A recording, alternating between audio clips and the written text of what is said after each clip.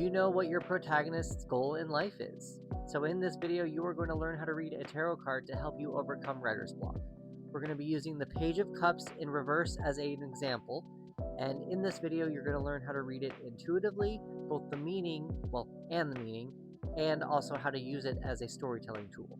The process that I'm going to show you on how to read a tarot card is the same process that I use in my own practice. I'm creating a mermaid protagonist, but you're probably not. So I just want to let you know you are allowed to use any deck that you want. For example, these are pages of cups from 4 different decks. Essentially, they all mean the exact same thing. It just depends on what prompts you're going to get. This is from the dragon deck. This is the mermaid deck. This is from the D&D deck? No, RPG deck. And this is from the This Might Hurt deck. So they're all looking at a cup with a fish in it, but they're all going to give you different writing prompts. So I highly recommend that you find a tarot deck that matches the world that you're trying to create. I'm Chris, and I am building a community of writers who use tarot cards to help overcome their writer's block and enhance their creative writing process. So let's get started. To read a tarot card intuitively, first I recommend that you get in tune with your 6 senses. What do you see, hear, feel emotionally as you look at the card, feel physically within the card, taste, and smell?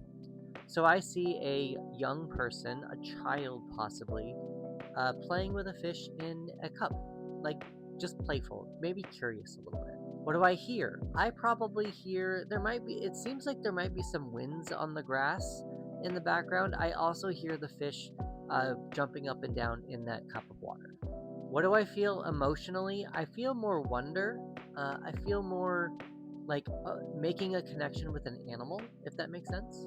What do I feel physically in the card? I can actually feel me sitting down on the log. I can also feel the cup in my hands. I can also maybe even feel the water splashing on my face. What do I taste? I actually still might taste seawater this time again, because that water is probably splashing in my face and I'm probably getting it on my lips, and I'm probably tasting that water. What do I smell? Probably a little bit of the water again, but I more of a field a little bit, maybe natural growth of, there's like, if you look here, there's a lot of grass, so I wonder if I can actually smell grass in this card. To go a little bit deeper into the message that the card is trying to tell us, we're going to tell a little story just to get more in tune with it. So to tell a story, we're going to tell a beginning, a middle, and an end. Now it can go as big or as small as you want. It could be Act 1, Act 2, Act 3.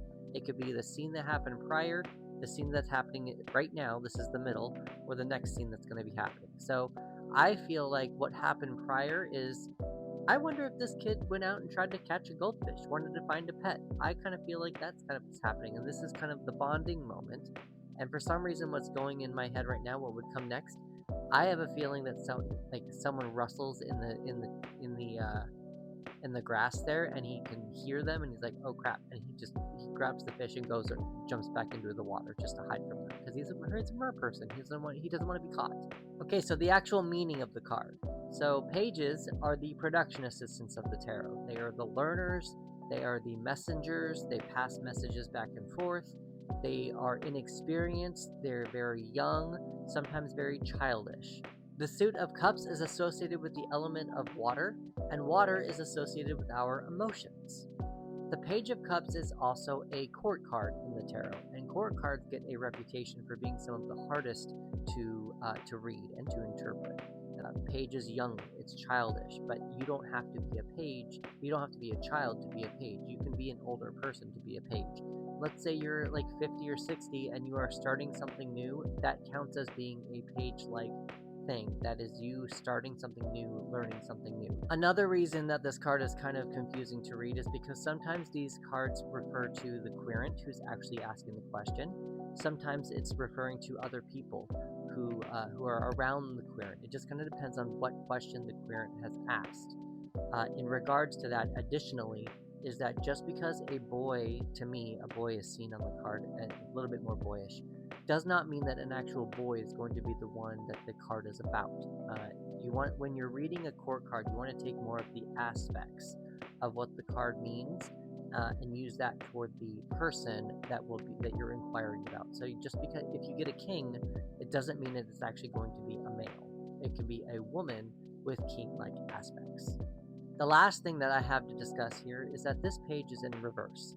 A reversed card is blocked, delayed, healing, or internal energy, and sometimes the exact opposite of what the upright card means.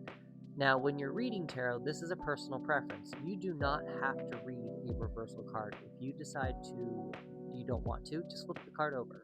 Now, the reason why it's in reverse in my practice is because this card is on its side. We're dealing with a foot in this section of the card spread.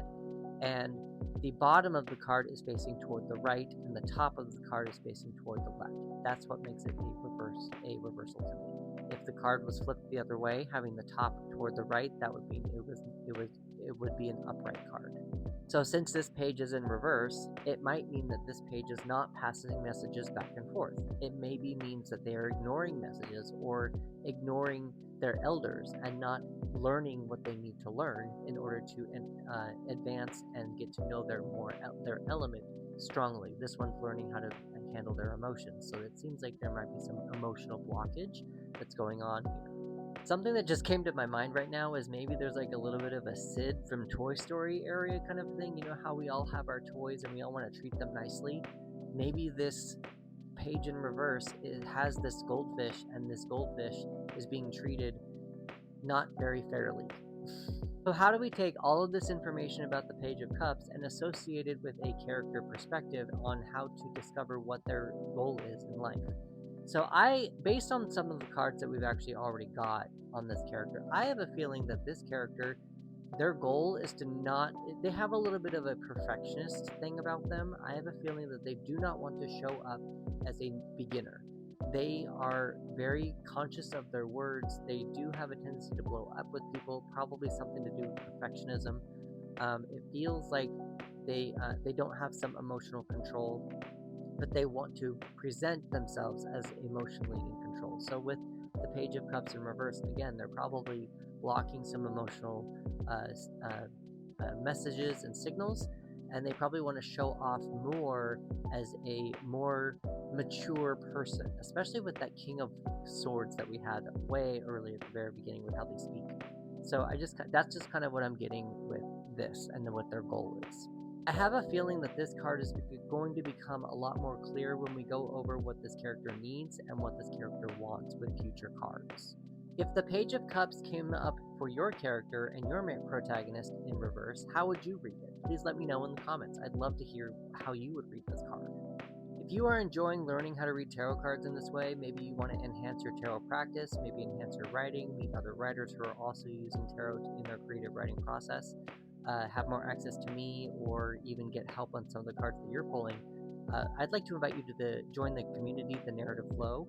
It's a community where we are using tarot cards to help overcome our creative blocks and just growing together. Please remember to interact with this video so that I remain in your feed, and I will see you in the next one.